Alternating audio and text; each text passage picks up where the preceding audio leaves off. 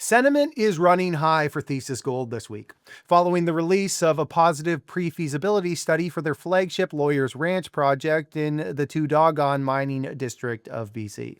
The study builds on a preliminary economic assessment completed just last year in October. The rising gold environment has played heavily in favor of Thesis here, improving the NPV and internal rate of return while cutting the estimated payback period. But these two studies aren't exactly apples to apples for a handful of reasons. Let's dive in. The recently released pre-feasibility study for Thesis Gold's Lawyers Ranch project has outlined a net present value of $2.4 billion on an after-tax basis, with an internal rate of return of 54% and a payback period of just 1.1 years at $2,900 an ounce gold and $35 an ounce silver. The results unquestionably here are positive, with the report building on a 2024 preliminary economic assessment, which had outlined an after-tax NPV of $1.3 billion and an IRR of 35.2%, with a payback period of 2 years at $1,930 gold and $24 an ounce silver.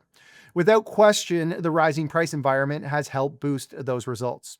Under the PEA, the best-case scenario was quoted as $3,000 an ounce gold and $35 an ounce silver, which boosted the IRR to 66% and the NPV to $3.1 billion, while cutting the payback period to just 0.9 years. While those numbers may have been a fair bit higher than the results posted today at similar metals prices, this is partially the effect of moving from PEA to PFS, which also cuts the economics a bit as the details come into focus. Now also consider that the PFS release this week identified that at $4,100 gold and $51 silver, the economics moved to $4.4 billion with an IRR of 87% and a payback period of just 0.6 years. And both metals are well above those price levels currently. But it should also be stated that the PEA and PFS are quite different from one another. Under the PEA, Thesis was proposing an open pit and small underground operation that would see average annual production of 215,000 gold equivalent ounces over a 14-year mine life, with the initial 3 years of operation expected to produce 273,000 ounces of gold annually from a high-grade core. The PFS, meanwhile, has moved to a different mix of open pit and underground mining, with more processing capacity, producing on average 187,000 ounces of gold over a 15-year mine life, with the initial 3 years expected to see production averaging 266,000 ounces a year. Life of mine production, meanwhile, has fallen from 3 million equivalent ounces under the prior model to 2.8 million equivalent ounces under the current model. On that note, let's get into the details here of what this study is proposing.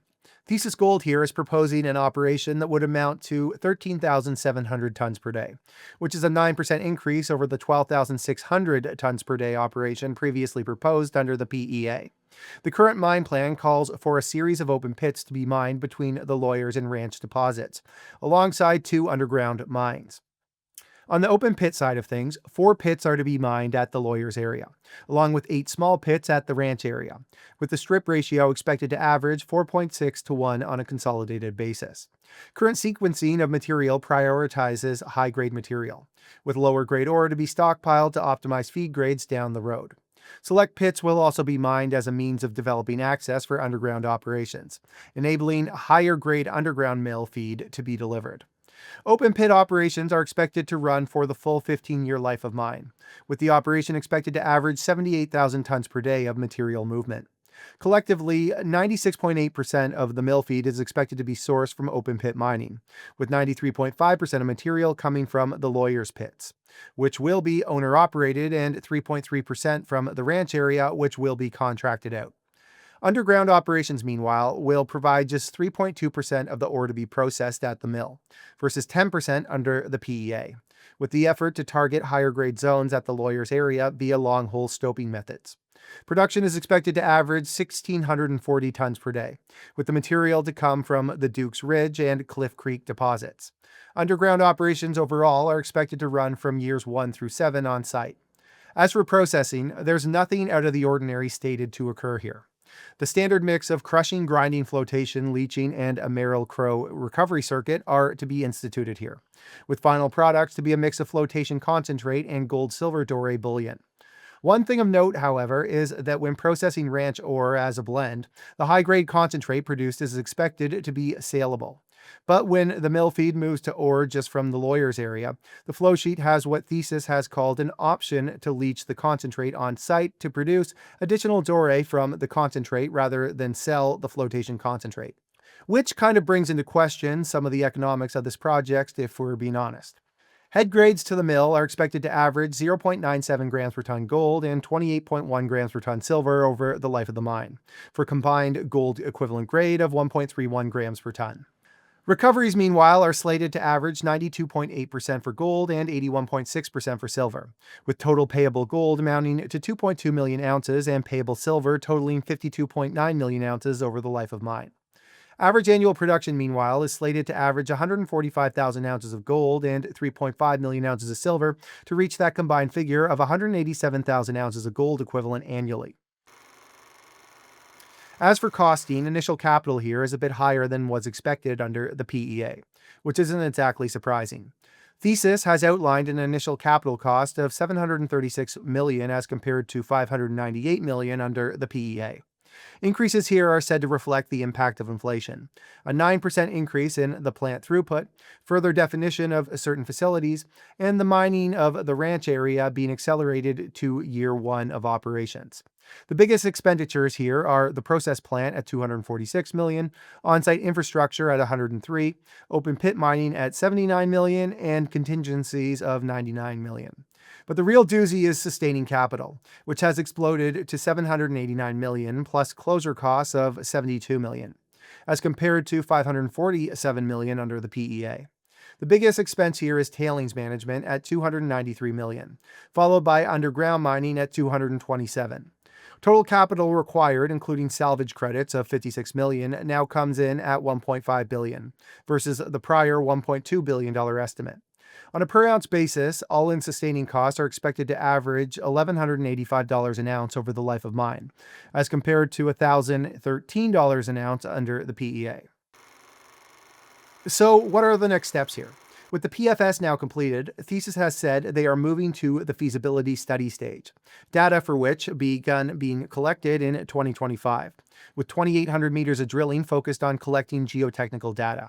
And samples were also collected from those holes to continue with metallurgical work on the project.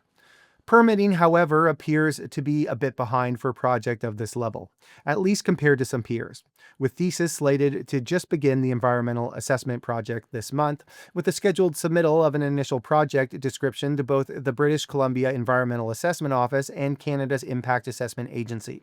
Environmental data has been reportedly collected for the last 2 years in anticipation of this process, but nothing as of yet has been submitted. Moving forward, the 2026 field season is slated to be used for data collection to support a feasibility level study, including geotechnical and hydrogeological data, mineral processing and recovery test work, geochemical characterization, and test work for ore sorting of the ranch area material. In terms of timeline, the latest investor deck suggests that the feasibility study will be released sometime in 2027, followed by an EA decision being provided in the first quarter of 2029. All right, so that was a mouthful. Let's wrap it up. The results of this study unquestionably were quite positive, even if production is expected to be lower under the current model than what was previously suggested. A rocking precious metals market has a way of plastering over those sorts of issues. Will this turn into a mine? If the current economics have anything to do with it, the answer is most likely. But with the company just beginning the environmental assessment process, well, a lot can change in 3 years' time, including the price of precious metals. So it remains to be seen. All right, everybody, thanks for watching. As always, if there's stories you want us to cover, let us know in the comments section. Also, if you want more mining content, check out our website over at thedeepdive.ca. And if you enjoyed this video, do me a favor, smash that like button, subscribe, and ring that notification bell. All right, everybody, thanks for watching.